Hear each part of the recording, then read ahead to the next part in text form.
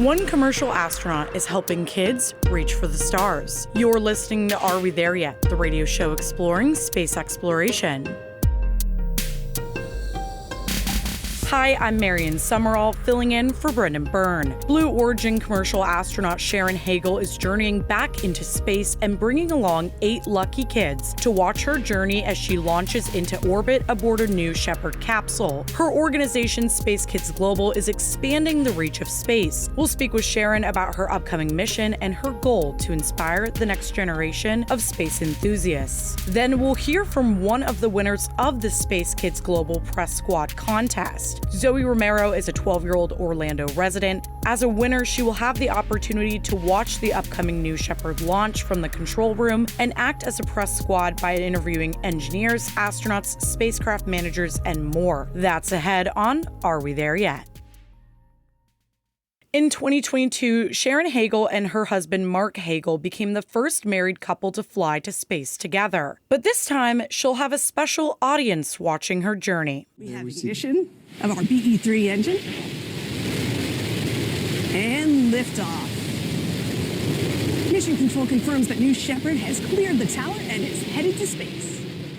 That's what it will sound like when Sharon launches into space. Sharon is the founder of SpaceKids Global, an organization that seeks to educate and inspire the youth to be excited about space and STEM education, and hopefully take on careers in the space industry. She is also a local Winter Park resident. The contest from SpaceKids Global chose 8 lucky kids from around the country to watch the upcoming New Shepard launch from the control room and act as a press squad, interviewing engineers, astronauts, spacecraft managers, and more. Here to talk about her mission and her nonprofit organization is SpaceKids Global founder and Blue Origin astronaut Sharon Hagle. Our host, Brendan Byrne, had a chance to speak with Sharon about her mission to get kids exposed to careers in STEM and space. Here is part of that conversation now. Sharon, welcome back to the show. I'm so excited to be here with you again, Brendan. Thank you so much for inviting us back. Of course. Thanks for coming back, Sharon. The last time we were here, you had a call out for contest entries for SpaceKids Global's Space Press Corps. You've got the winners now. Can you tell us a bit about who they are and what they've got in store for them? Well, we were very excited about getting 1,100 kids to enter the draw. You had 1,100 students enter? My goodness. Across the country. Wow. And all 50 states were represented. Oh, fantastic. So out of those, 8 children were drawn out of different zones. We had 5 zones across the country. There was a zone for military, one for first responders, and another for the Boys and Girls Club. So 8 kids plus their parent get a 2-day paid-for adventure at Kennedy Space Center to become space reporters. Oh, fantastic. And one of the winners came from Orlando, here in our backyard, right? Yes. Oh, my gosh. Right from the Orange County Public School System. Very cool. She's a member of Boys and Girls Club. Her name is Zoe, and starting the 7th grade. Oh, fantastic. Fantastic. So they are joining a SpaceKids Global Press Corps, right? Tell us what they're going to get to do, because this falls in line with you going back to space in Blue Origin's New Shepard capsule. They're going to get to follow along in that journey with you, right? Walk us through what they get to do. They will be the space reporters or influencers for their age group. The kids are from 8 to 12. They will come to KSC. They'll get their swag. They'll have press credentials, and they will be able to be taught how to do journalism. How do you teach somebody? What do you do when you're trying to interview somebody on camera? Mm-hmm. There's a gift to that. Mm-hmm. I would think so, yeah. So they'll go to Blue Origin, where they'll get a behind-the-scenes tour of New Glenn. They'll be able to interview rocket scientists, engineers, managers, and see what the space industry is all about. Then they'll have an opportunity to go over to Kennedy Space Center Visitor Complex, where they'll be scheduled to do the simulator that Blue Origin has over there, the capsule. And they'll be able to interview us as well if the stars line up. Mm-hmm. And they're there for our launch at Van Horn, Texas. Mm-hmm. They'll be able to be at Kennedy Space Center Blue Origin's rocket facility and be watching mission control, which is so futuristic. They're going to have a blast. What's the goal of this, Sharon? Why are you inviting these young people to come on this journey with you? I think it's very important that we get children, elementary school kids, engaged in math and science at an early age. With SpaceKids Global, we bring on hands-on projects with our partners in the space industry, and this provides them an opportunity to be participators, not spectators, because our goal is to get learning fun again. So if we can reach as many children in that demographic across the country, we will be able to bring the possibility space to kids everywhere. They're not just interviewing you. In fact, they may not even get the chance to interview you, the astronaut. This whole press tour is based around the people that are making your trip possible. Why is that important, that they get access to the engineers and the technicians and the people working on the rocket rather than the astronaut, the star of the show? We want to bring to their attention that it takes a village to send people into space. And everything that we have here on Earth, we're going to need up there. We have chefs, mechanics, farmers, everybody. Space is for everyone. And I think that's important. I know we were talking to a couple of the kids in the elementary school, and kids at that age think that the only job in the industry is an astronaut. And we have to change that message. Space is for everyone. In fact, they probably have a much better chance of doing some of the other things than becoming an astronaut, right? When you just look at the numbers of it, right? It's interesting because some of the children have no interest in going to space. Really? They want to stay on Earth and design the rocket or help other people achieve their dreams. I love this because this also brings in another aspect of space and science industry that I don't think it's covered very often, and that's the communication side of things, right? The journalism, the writing about space. So they're going to have the opportunity to do all of this stuff. Can you talk a little bit about the things that you want them to make when it comes to this? What are some of the things that they're going to produce? Are they writing about the experience? Will they be sharing videos on social media? What are they going to be actually reporting? It's a series of things. We hope that as they do the reporting, both here locally, that they'll be able to take it to their communities, and local communities will pick it up as well. I think this brings an opportunity for them to not only write, but verbalize and see what it's really like to be communicating about space industry. And when you look at the list, it's Washington, Montana, North Dakota, Indiana, West Virginia, Florida, Colorado, New York. This is really getting the word out through young people, influencing other young people across the country. That's your goal, right? Absolutely. And hopefully that we'll be able to take one of these kids. We can take them to a morning show that they can be interviewed and have them interview the interviewer. And it all comes around. Yeah. It's a full circle. And they have an open invitation to this show, Sharon. So any of them that wants to come on the show, they're more than welcome to come on and share their experience. So your space career is not just going into space through New Shepard. I have followed you ever since I've been reporting on this beat, and most of your work is going into classrooms and talking to students. I want to say the first time I was introduced to you was maybe 8 years ago. You have been doing this for as long as I have. Have you seen attitudes and perceptions about space shift in that short period of time? You know, that's my passion. To date, I have been able to go and speak with 867,000 kids around the world. And say that one more time. 867,000? Yes. And I can't explain how that will change a child's life. That at that age, their eyes light up. And they just can't get enough information. They want to know everything. And that's why we focus on elementary school kids, because we've got to get their attention. And we've got that now. We have to keep them engaged. So how can we do that? By making learning fun. There's got to be challenges to that, right? You're only one person, and reaching all of those children at such a young age is difficult. What do you need to help get this story out there? I think our biggest challenge right now is finding companies that will give us projects to work on for the kids, and also the funding. You know, you mentioned SpaceKids Global was founded in March of 2015. It'll be 10 years next year. We've made a lot of differences in different schools. We have some schools call us up every year, and they want their certain grade level to be exposed to this, because the more children that we reach, the better they have an idea of what they want to do. For example, we're now doing annual trips from Orange County Public Schools, Title I schools, fourth graders. We took 5 schools last year. I think it was like 250, it's usually 250, 300 kids, and take them to Kennedy for the day, taking care of transportation, lunch, and the whole thing.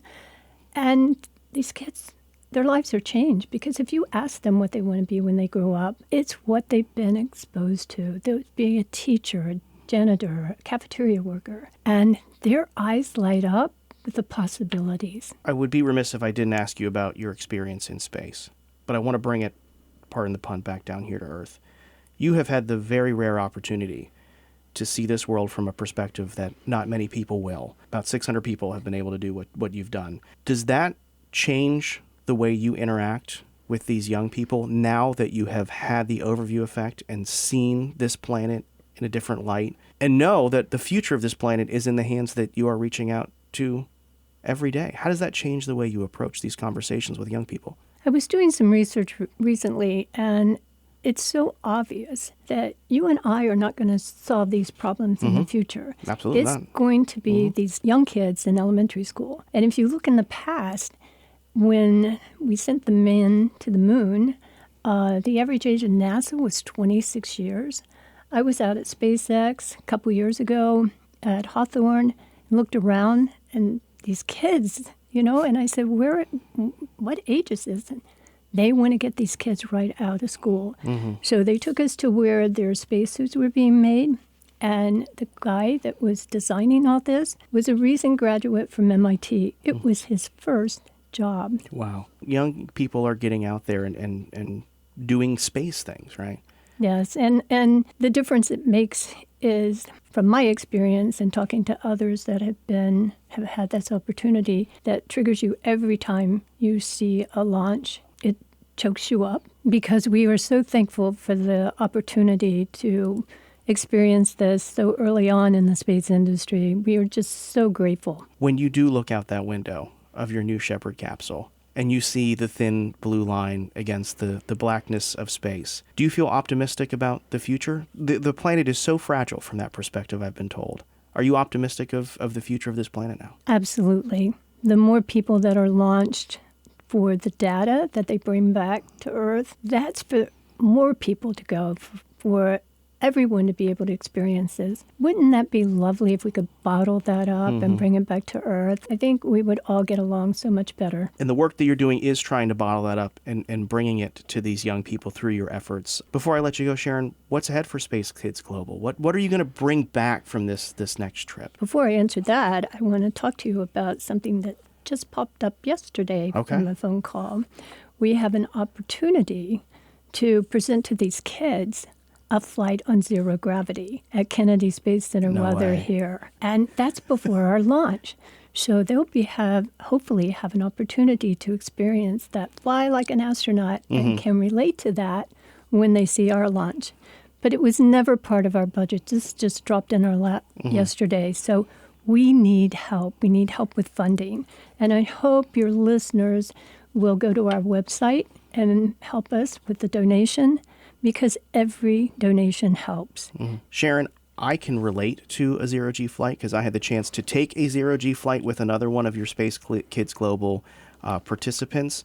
It is almost difficult to describe just how it changes the way that you view reality and really you get connected to, you see those images and the videos of astronauts floating around and you become them. It's such a powerful experience. And before I took that flight, you gave me some advice before I went up there of things that I should think about. What advice are you going to give these kids before their zero-G experience? I think for the kids, it's just to have fun. Do your somersaults, throw the M&Ms in the air, catch the water. I mean, it's just an amazing experience, and I hope these kids have that opportunity. But we do need help. Sharon Hagle is a Blue Origin astronaut and the founder of SpaceKids Global. She's got a SpaceKids press squad will be following along with her next mission to to the edge of space and back. Sharon, thank you so much for joining us. Oh, thank you. It's always a pleasure to be here with you. Still to come, Zoe's journey to watch a New Shepard capsule launch and her excitement about being a press squad winner. It just feels like an amazing opportunity because if I actually want to be an astronaut, that would be great that I have some background and a level of I know about space and stuff and how things work. That's ahead on Are We There Yet?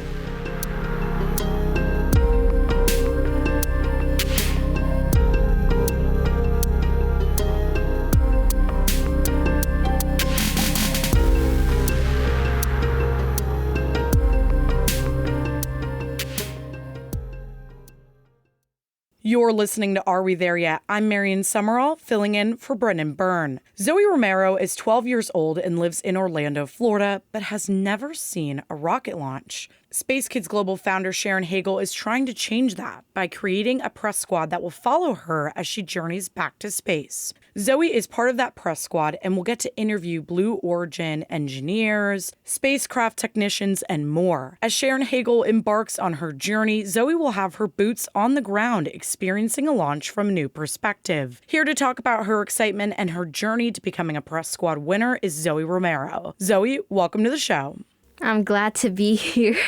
Zoe, I'm so excited to have you here, and congratulations on winning and now being a part of the press squad for SpaceKids Global. Thank you. So, Zoe, let's talk a little bit about your background. I mean, have you always been interested in space? What sparked your great curiosity with space? Well, what sparked me was my science teacher, Miss Parise. She was an amazing science teacher. She would explain science in ways that you would be like, oh my gosh, that's so cool. But I feel like that's what made me interested in science, my teacher. And it's always great when you have teachers like that, right, that make learning fun. Was this at a specific school? I mean, where'd you go to school? Where did you meet your teacher? I met my teacher at Sally Ride Elementary School, which is honored by Sally Ride, the astronaut. That is so cool. So you went to a school that's honored by Sally Ride, and now you get to go see this launch happen? I mean, that's so exciting. Yeah. So, Zoe, tell me a little bit about, the process of you applying for this contest. So I know from my understanding that in the application, right, once the finalists were selected, you had to make some sort of video. Yeah. So what was your video like? It was talking about the launch, the New Shepard rocket, and my mom helped me with almost most of it. Yeah. Mm-hmm. She was my editor. You got interested in space from your teacher and from the school you went to. I guess, what are you most excited about? I bet you have so many questions. I mean, I feel like I have so many questions, right? What would you say is the main kind of questions you want to ask them? I know it's probably like I have a million questions about space every day. Do your eardrums get messed up, or do they cause ear damage when liftoff? When your ears during pop? liftoff? That's what I'm wondering. Do your ears pop? But really bad because you're going up higher than you're leaving the planet. Yeah. And when you're on Earth, you see stars, but when you're in space, it's just all black. Where are the stars? That's what I wonder. That's a good question. Yeah. And I hope Sharon will be able to answer that. Yeah. So you also talked to Sharon, right? Mm-hmm. And I mean, how was that talking to her? You got to talk to an astronaut. Yeah. Well, at first, when there was nobody there, you're like, oh no, she's probably not going to be asking us questions because she's probably very busy. But it was it was kind of exciting to just know that she was interviewing us and asking us questions as an astronaut, which is very. Yeah, how did that feel? I mean, she's interviewing you, is what you were saying? Yeah. It was very exciting because we were just like, it's probably one of her assistants, and just her interviewing us, that was amazing. We were very happy. And you're also part of the Boys and Girls Club, right? With the Boys and Girls Club, did you ever take any trips? And I mean, have you been to the Kennedy Space Center? Is this going to be your first time seeing a rocket kind of thing? Well, actually, this will be my first time seeing a rocket launch. But I have been to two field trips to Kennedy Space Center with my science teacher, Miss Barice. And at the Boys and Girls Club, there was a field trip for girls in aviation where you could see like the inside of a cabin on a plane, and you get to see the different procedures they take, like technically behind the scenes, which was really cool because like you wonder how they get everything prepared on time and how everything works, which was cool. And we got to see all the different technology they use, like where the pilots have all their stuff. It looked very complicated, by the way. I don't know how they do that. I don't know either. I can't tell you. And so, Zoe, do you think that you will see this launch and maybe want to pursue a career in space? I mean, what are you thinking maybe your future would look like? Does it revolve around the space industry? Or do you think this will inspire you to be, working in space one day? I think this would inspire me in some way because I kind of like space and their technology, but I also like to cook. And cooking with space, like creating different foods for space for them to eat in space, or like I like the different technology they use for like robots to be adaptable in Mars or on the moon. Well, I'll tell you right now, listen, there are chefs for the astronauts, right? So 2 weeks before the astronauts take off, they have to do kind of a quarantine thing. And we did an episode on that where NASA has space chefs. You could combine those two and be a space chef. There's so many opportunities with space, and I'm just so looking forward to kind of hearing about how this goes for you, right? I mean, as the days get closer, how excited are you? Very excited now that I'm being interviewed. It's just, I'm just starting to realize like this is actually getting real. It's just very exciting. And I'm kind of nervous too, but I don't know, very excited. Yeah.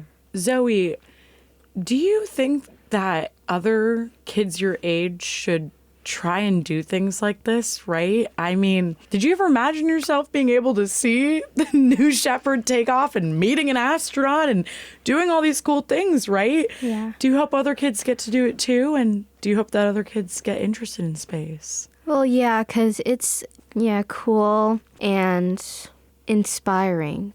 Yeah, a very cool and inspiring, like, opportunity. And I feel like it's very fun. Well, I hope so. It looks very fun. So you're going to be this press squad, right? And first of all, I love that because I'm in journalism. But are you excited to... We talked about seeing the launch, but now you get to interview, these amazing people that are a part of Blue Origin's New Shepard team. How exciting is that? And you kind of get to act like you're a professional journalist, you're a professional reporter, right? Yeah.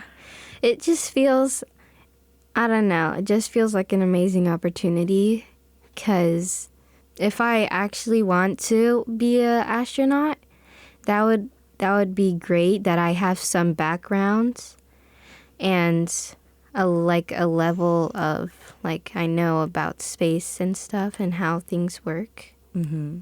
Yeah. No, I think that it's definitely a great background. And I have one thing I want to share. This is my favorite saying. Don't say the sky's the limit when there are footprints on the moon. Ooh, I love that. I got it from my PLT teacher, career and research. Okay, very nice. Yeah, that's an awesome saying also because it's kind of related to space in a way, right?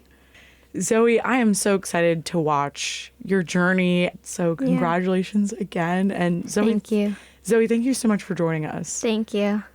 That was Zoe Romero, a Space Kids Press Squad contest winner. And before I forget, she wanted me to add that she has 6 chickens. And in other Blue Origin news, University of Florida Distinguished Professor and Assistant Vice President for Research Rob Furl has landed back on Earth after his journey to space on a New Shepard capsule. But it wasn't just a joyride for Furl. He conducted an experiment that could one day help scientists better understand how humans could survive and thrive in space. Furl is the first person to be a NASA-funded researcher and conduct his own experiment in orbit. Our host, Brennan Byrne, had the chance to speak with Furl before his launch about his experiment. Here is part of that conversation now.